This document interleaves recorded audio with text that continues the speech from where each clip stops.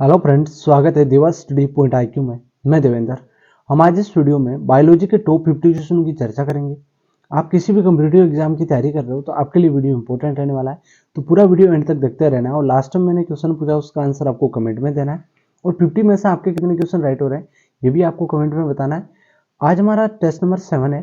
Test number 6 तक नहीं देखा तो आप चैनल पे इसकी प्लेलिस्ट में जाकर देख सकते हैं। सारे क्वेश्चन इंपॉर्टेंट और सिलेक्टेड है। स्टार्ट करते हैं। पहला क्वेश्चन है, मोटापा निम्न में से किसकी अधिकता के कारण होता है? मोटापा निम्न में से किसकी अधिकता के कारण होता है?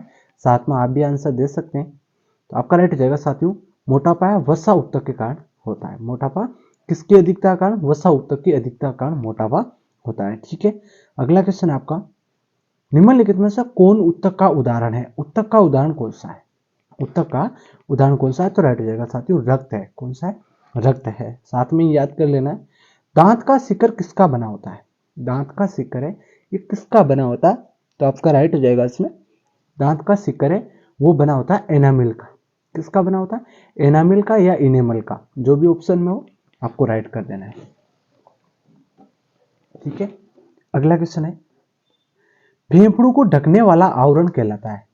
फेफड़ों को ढकने वाला आवरण क्या कहलाता है? तो आपका कौन सा राइट हो जाएगा? इसमें हो जाएगा पलूरा। क्या हो जाएगा? पलूरा राइट हो जाएगा। कोशिकाओं में पाया जाने वाला अनुवांशिक पदार्थ है। कोशिकाओं में पाया जाने वाला अनुवांशिक पदार्थ कौन सा है? तो आपका राइट हो जाएगा इसमें डीएनए। कोशिकाओं में पाया जाने वाला अनुवांशिक पदार्थ है डीएनए। डीएनए का डबल हेलिक्स मॉडल किसने दिया? डीएनए का डबल हेलिक्स मॉडल किसने दिया? तो आपका इसमें राइट हो जाएगा साथियों, वाटसन व क्रिक ने दिया। किसने दिया? वाटसन व क्रिक ने दिया।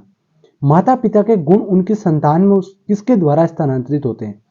माता पिता के गुण उनकी संतानों में किसके द्वारा स्थानांतरित होते हैं? तो आपका इसमें राइट हो जाएगा साथियों, गुणसूत्र द्वारा। किसके द्वारा? गुणसूत्रों के द्वारा। किस कारण एक माता पिता की सभी संतानें एक समान नहीं होती? किसके कारण एक माता पिता की सभी संतानें समान नहीं होती है? वो तो क्या कारण है? तो राइट हो जाएगा साथियों, उपयुक्त दोनों। आनुवंशिक विभिन्नता कारण और वातावरण की विभिन्नता कारण एक समान संतानें नहीं होती है। ठीक है, अगला क्वेश्चन है, मनुष्य में द्विगुणित क्रोमोसोम की संख्या होती है। मनुष्य में द्विगुणित क्रोमोसोमों की संख्या कितनी होती है? तो आपका राइट हो जाएगा साथियों 23। ठीक है, अगला क्वेश्चन है, मानव में गुणसूत्रों की कुल संख्या होती है। मानव में गुणसूत्रों की कुल संख्या कितनी होती है? तो आपका कौन सा राइट हो जाएगा इसमें? इसमें हो जाएगा 46। मानव में गुणसूत्रों की कुल संख्या 46 होती है। बच्चों के लिंग निर्धारण के लिए उत्तरदायी क्रोमोसोम होता है। बच्चों के लिंग निर्धारण के लिए उत्तरदायी क्रोमोसोम होता है पिता माता, माता और पिता दोनों, इनमें से कोई नहीं। तो राइट हो जाएगा साथियों, पिता का क्रोमोसोम। ठीक है, किसका उत्तरदायी होती है क्रोमोसोम? पिता का क्रोमोसोम। ठीक है, ये ऑप्शन आपका इसमें राइट हो जाएगा। अगला क्वेश्चन है, निम्नलिखित में से कौन एक लिंग संलग्न रोग है? कौन सा है रोग है जो लिंग संलग्न रोग है? तो वो है साथियों वर्णातता। ये लिंग संलग्न रोग है। ठीक है, वर्णाता वाले व्यक्ति को लाल रंग दिखाई देगा। वर्णाता वाले व्यक्ति को लाल रंग कैसा दिखाई देता है? तो आपका राइट हो जाएगा साथियों, हरा रंग दिखाई देता है। लाल कैसा दिखाई देता है? हरा दिखाई देता है। ठीक है, अगला क्वेश्चन है, जैव विकास को सर्वप्रथम किसने समझाया? जैव विकास को सर्वप्रथम किसने समझाया? तो राइट हो जाएगा साथियों, लेमार्क ने समझाया। किसने समझाया? लेमार्क ने समझाया। जीव के प्राकृतिक चयन का सिद्धांत प्रतिपादित किया। जीव के प्राकृतिक चयन का सिद्धांत प्रतिपादित किया किसने किया? तो आपका इसमें राइट हो जाएगा साथियों, डार्विन ने किया। किसने किया? डार्विन ने किया। उत्परिवर्तन का सिद्धांत प्रतिपादित किया था। उत्परिवर्तन का सिद्धांत प्रतिपादित किसने किया? तो आपका राइट हो जाएगा साथियों, डी ब्रिज ने किया था। मलेरिया परजीवी तथा अमीबा को किस श्रेणी में रखा जाता है? मलेरिया परजीवी तथा अमीबा को किस श्रेणी में रखा जाता है? तो आपका राइट हो जाएगा, प्रोटोजोआ श्रेणी में रखा जाता है। ठीक है, अगला क्वेश्चन है, घरेलू मक्खी का लार्वा कहलाता है। घरेलू मक्खी का लार्वा कहलाता है तो राइट हो जाएगा, मैंगोट कहलाता है। क्या कहलाता है? मैंगोट कहलाता है। बिच्छू का विष कहां पर होता है? बिच्छू का विष कहां पर होता है? तो राइट हो जाएगा साथियों, डंक में होता है। कहां पर होता है? डंक में होता है।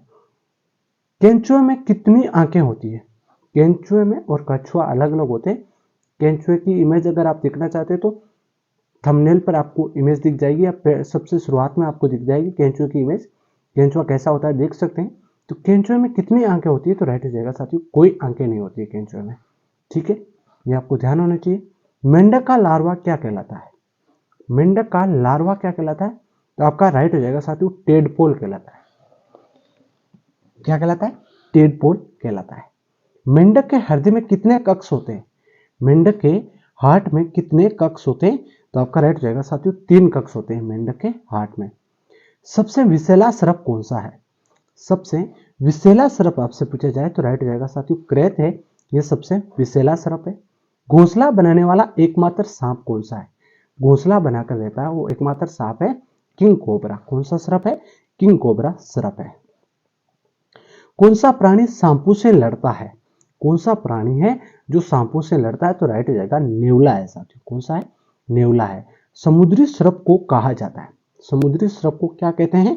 तो आपका राइट हो जाएगा साथियों हाइड्रोफिश कहते हैं। क्या कहते हैं? हाइड्रोफिश कहते हैं।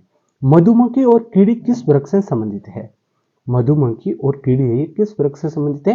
तो आपका राइट हो जाएगा कीट वृक्ष से संबंधित है। मधुमक्खियों का पालन कहलाता है। मधुमक्खियों का पालन क्या कहलाता है? तो आपका राइट हो जाएगा साथियों एपीकल्चर कहलाता है। क्या कहलाता है? एपीकल्चर कहलाता है। मानव मूत्र का पीला रंग किसके कारण होता है? मानव मूत्र का पीला रंग राइट हो जाएगा यूरोक्रोम के कारण होता है। किसके कारण? यूरोक्रोम के कारण। कृत्रिम गुर्दा निम्नलिखित में से किस सिद्धांत पर कार्य करता है? कृत्रिम गुर्दा किस सिद्धांत पर कार्य करता है? तो आपका राइट हो जाएगा साथियों डायलिसिस सिद्धांत पर कार्य करता है। ठीक है। निषेचन की क्रिया कहाँ होती है? निषेचन की क्रिया शुक्राणु और अंडाणु के निषेचन होता है। वो क्रिया कहाँ पर होती है? गर्भाशय में। तो आपका राइट हो जाएगा साथियों निषेचन की क्रिया है वो होती है अंडवाहिनी में। कहाँ पर होती है? अंडवाहिनी में। इंपॉर्टेंट क्वेश्चन है, ध्यान रखना है साथियों। गर्भाशय में नहीं, अंड ग्रंथि में नहीं, अंडवाहिनी में होती है निषेचन की क्रिया। ठीक है। अगला क्वेश्चन है गर्भाशय में शिशु के विकास की जानकारी हेतु किसका प्रयोग किया जाता है? गर्भाशय में शिशु के विकास की जानकारी हेतु किसका प्रयोग किया जाता है? तो आपका राइट हो जाएगा साथियों अल्ट्रासाउंड, जिसे हम सोनोग्राफी बोलते हैं। अल्ट्रासाउंड आपका राइट हो जाएगा। स्त्रियों की नसबंदी को क्या कहते हैं? स्त्रियों की नसबंदी को क्या कहते हैं? तो आपका राइट हो जाएगा साथियों ट्यूबेक्टोमी कहते हैं। क्या कहते हैं? ट्यूबेक्टोमी कहते हैं। और भ्रूण के विकास के लिए निम्नलिखित में से किस अंग के द्वारा खाद्य की पूर्ति की जाती है? भ्रूण के विकास के लिए तो आपका राइट हो जाएगा साथियों बीजांडसन। बीजांडसन अंग के द्वारा खाद्य की पूर्ति की जाती है। पुरुषों की नसबंदी को क्या कहते हैं? पुरुषों की नसबंदी को क्या कहते हैं? तो राइट हो जाएगा वैसेक्टोमी कहते हैं। क्या कहते हैं? वैसेक्टोमी। और स्त्रियों की नसबंदी को क्या कहते हैं? ट्यूबेक्टोमी कहते हैं। ये ध्यान होना चाहिए, इंपॉर्टेंट क्वेश्चन है। निम्नलिखित में से कौन एक ग्रंथि नहीं है? कौन सी एक ग्रंथि नहीं है? तो राइट हो जाएगा जठर है, ये ग्रंथि नहीं है, ये एक रस है। थायराइड, अग्नाशय, यकृत ये सब ग्रंथियां हैं। ठीक है। आरएस फैक्टर का नाम किससे संबंधित है? आरएस फैक्टर का नाम किससे संबंधित है? तो राइट हो जाएगा बंदर से संबंधित है। मस्तिष्क के किस भाग में भूख लगने व भोजन से दृष्टि की अनुभूति कराने के अंदर स्थित है? तो आपका राइट हो जाएगा हाइपोथैलेमस में। कहां पर है? हाइपोथैलेमस में। अगला क्वेश्चन है मानव मस्तिष्क में बुद्धि का केंद्र है। मानव मस्तिष्क में बुद्धि का केंद्र है सेरेब्रम। कौन सा है? सेरेब्रम। मनुष्य के मस्तिष्क का सबसे बड़ा भाग कौन सा है? सिर का सबसे बड़ा भाग पूछे तो राइट हो जाएगा परमस्तिष्क। कौन सा है? परमस्तिष्क। मानव शरीर की किन कोशिकाओं में सबसे कम पुनर्योजन की शक्ति होती है? किन कोशिकाओं में सबसे कम पुनर्योजन की शक्ति होती है? तो राइट हो जाएगा मस्तिष्क कोशिकाओं में सबसे कम पुनर्योजन की शक्ति होती है। रक्त समूह के खोजकर्ता, रक्त समूह कौन कौन से? ए बी और ओ, ये 4 रक्त समूह है। ये आपको पता होना चाहिए। रक्त समूह के खोजकर्ता कौन है? तो आपका राइट हो जाएगा साथियों लैंडस्टीनर। किस रुधिर वर्ग में दोनों एंटीबॉडी पाई जाती है? कौन सा रुधिर वर्ग है जिसमें दोनों एंटीबॉडी पाई जाती है? वो है साथियों ओ। कौन सा है? ओ है। किस रुधिर वर्ग में एंटीबॉडी नहीं पाई जाती है? एंटीबॉडी पाई नहीं जाती है तो वो है एबी। दोनों एंटीबॉडी ओ में और एंटीबॉडी पाई नहीं जाती है, वो कौन सा रुधिर वर्ग है? एबी है। इंपॉर्टेंट है, ध्यान रखना है साथियों। ठीक है। अगला है किस रुधिर वर्ग में कोई एंटीजन नहीं पाया जाता? एंटीजन नहीं पाया जाता है तो वो है ओ। ओ में एंटीजन नहीं पाया जाता, एंटीबॉडी दोनों पाई जाती है। और ए बी में एंटीजन पाया जाता है, एंटीबॉडी नहीं पाई जाती है। तो ये ध्यान होना चाहिए, ओ में एंटीजन नहीं पाया जाता है। ठीक है। अगला क्वेश्चन है मानव शरीर में लाल रक्त कणिकाओं का निर्माण कहाँ होता है? लाल रक्त कणिकाएं आरबीसी का निर्माण कहाँ होता है? तो आपका राइट हो जाएगा साथियों अस्थि मज्जा में। कहाँ पर होता है? अस्थि मज्जा में। शरीर में लाल रक्त कणिकाएं कितने दिनों तक जीवित रहती है? आरबीसी कितने दिनों तक जीवित रहती है? तो राइट हो जाएगा 120 दिनों तक। लाल रक्त कणिकाएं किस नाम से जानी जाती है? आरबीसी किस नाम से जानी जाती है? तो आपका राइट हो जाएगा साथियों इरिथ्रोसाइटिस के नाम से जानी जाती है। ठीक है, अगला क्वेश्चन है, जब कोई बाहरी पदार्थ मानव रुधिर प्रणाली में प्रविष्ट होता है तो प्रतिक्रिया कौन प्रारंभ करता है? कोई बाहरी पदार्थ है वो मानव के रुधिर प्रणाली में प्रविष्ट हो जाता है तो प्रतिक्रिया डब्ल्यूबीसी प्रारंभ कर देता है। कौन कर देता है? डब्ल्यूबीसी।